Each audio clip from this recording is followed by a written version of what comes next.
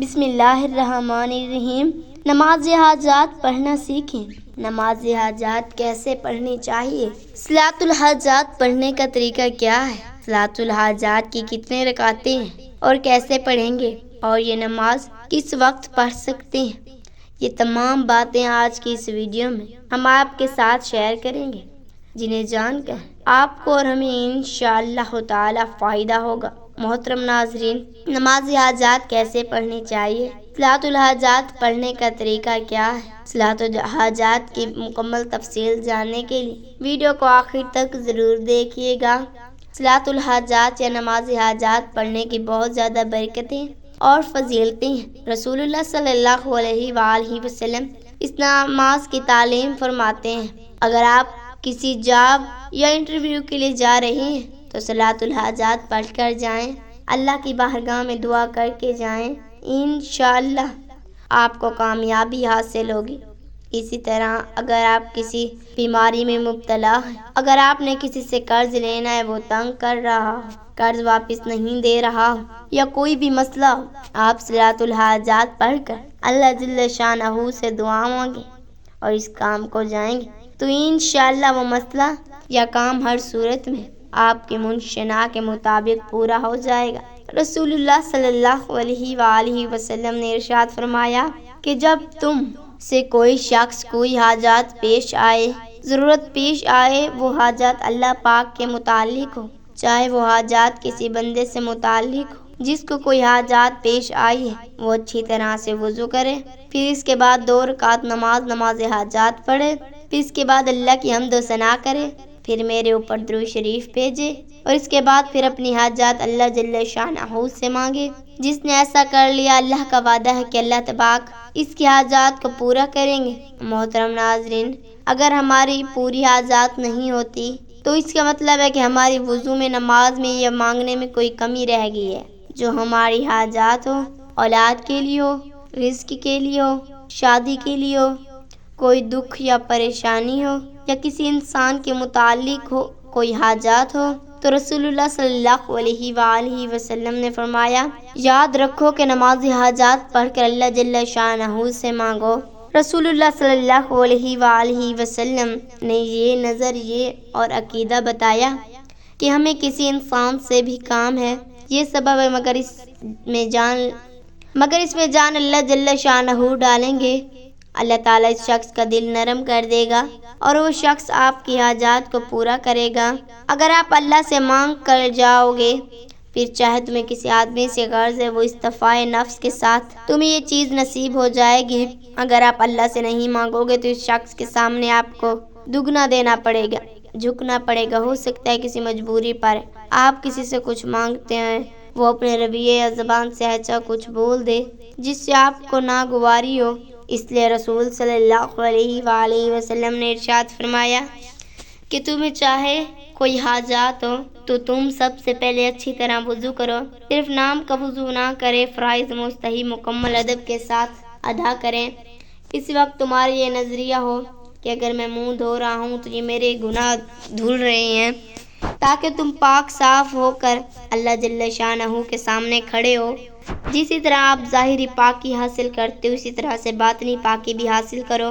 وضو اور غسل کے اندر یہ جان ہے کہ اگر اس کو صحیح طریقے سے ادا کیا جائے تو یہ تمہاری باطنی پاکی کا ذریعہ بنتا ہے۔ تم نیت کرو کہ اگر میں ہاتھ دھو رہا ہوں، منہ دھو رہا ہوں، بازو دھو رہا ہوں، سر کا مسح کر رہا ہوں یا پاؤں دھو رہا ہوں تو میرے گناہ دھل رہے ہیں اور میں پاک صاف ہو گیا ہوں۔ بسم اللہ کے وضو کرو، طہارت کی نیت کرو، قبلہ رخ ہونے کی کوشش کرو، بیٹھ کر وضو کرنے کی کوشش کرو۔ ان تمام عدد کو ملحوظ خاطر رکھتے ہوئے جب کوئی شخص وضو کرے گا تو پھر کام بنے گا۔ اللہ پاک کے دربار میں ہم درخواست پیش کرنے جا رہے ہیں۔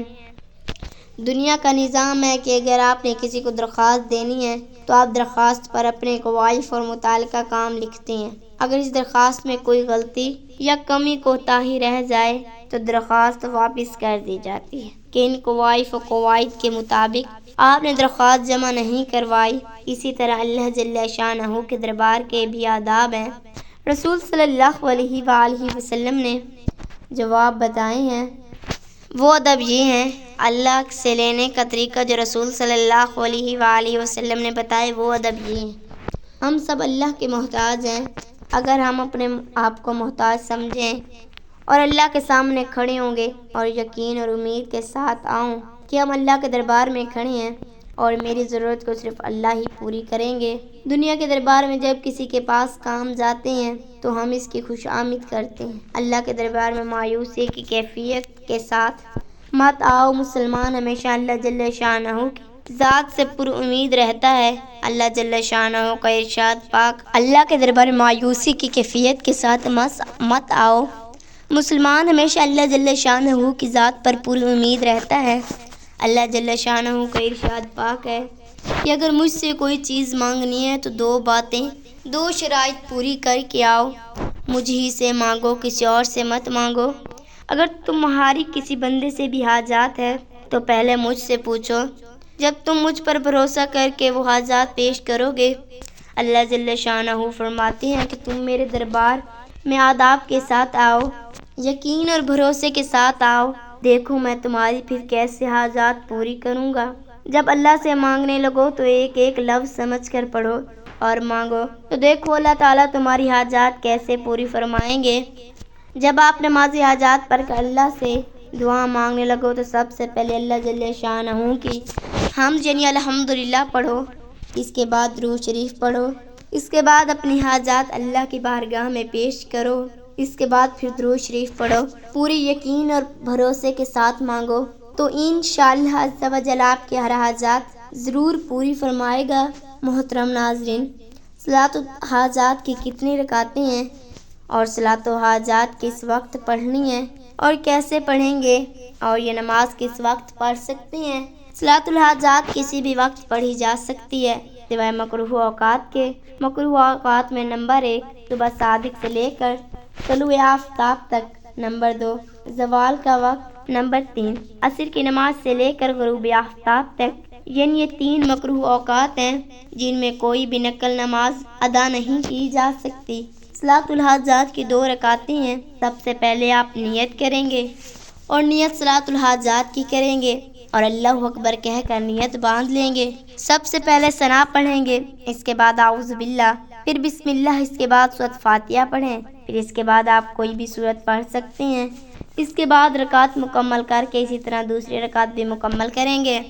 جیسا کہ ہم 2 نفل پڑھتے ہیں ویسے ہی نماز پڑھیں گے، صرف نیت کرتے وقت صلاۃ الحاجات پڑھ کر اللہ کی بارگاہ میں دعا کریں اور وہ اپنا مسئلہ پیش کریں، اور دعا آداب کے ساتھ کرنی چاہیے۔ دعا میں بہت سارے لوگ غفلت کر جاتے ہیں، غفلت کی دعا کرتے ہیں، جیسا کہ پھر ہم کہتے ہیں کہ دعا قبول نہیں ہوتی، کہ الفاظ تمہارے زبان پر ہوتے لیکن ہمارا دھیان اور یقین کہیں اور ہوتا ہے۔ دعا کی قبول ہونے کے لیے ضروری ہے کہ آپ کو یقین ہونا چاہیے کہ یہاں میری دعا قبول ہوگی، اور پوری توجہ کے ساتھ دعا کریں۔ دعا کے آداب میں سب سے پہلے اللہ کی حمد و بیان کریں، جیسے کہ سورۃ الحمدللہ کی حمد ہے۔